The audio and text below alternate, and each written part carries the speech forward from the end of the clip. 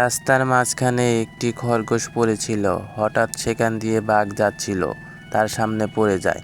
বাঘ মনে মনে বলতে থাকে, আরে এত সুন্দর খরগোশ আমার জন্য এখানে বসে আছে, এটি খেতে অনেক মজা লাগে, খরগোশের মাংস অনেক মজা।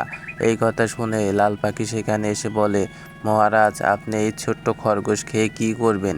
এইটা খেয়ে তো আপনার পেট ভরবে না, এইটা খেলে তো লোকে আপনার উপর হাসবে। এই কথা বলে সে চলে যায়। একটু পর কাকও সেখান থেকে চলে যায়। তখন বাঘ মনে মনে চিন্তায় পড়ে যায়, আসলেই তো, তাহলে কি খাবো না? এই কথা বলতেই তখন সেখানে নীল রাক্ষস এসে বলে, আরে বাঘ, তুই এই ছোট্ট খরগোশ খাবি? তুই হচ্ছিস বাঘ, তুই এই ছোট্ট খরগোশ খেলে তোর উপরে তো সবাই লোকে হাসবে।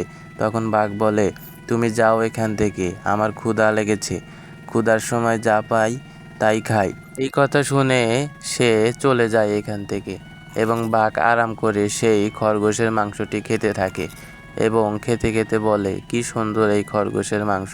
বন্ধুরা, তোমরা কারা কারা খরগোশের মাংস খেয়েছো তারা কমেন্ট করে জানাও। নতুন হলে চ্যানেলটিকে সাবস্ক্রাইব করো, লাইক করো এবং শেয়ার করো বন্ধুরা।